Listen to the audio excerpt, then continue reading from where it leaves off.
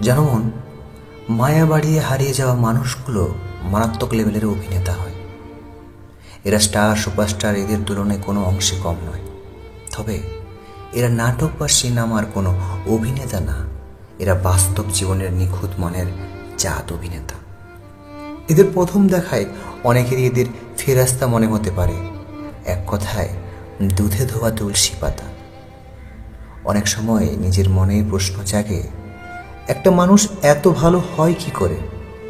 তারপরে যখন আমরা তাদের নিখুঁত অভিনয়ের কথা জানতে পারি, তখন আর আমাদের কিছু করার থাকে না, নিজেকে ভেঙে ভেঙে শেষ করে দেওয়া ছাড়া।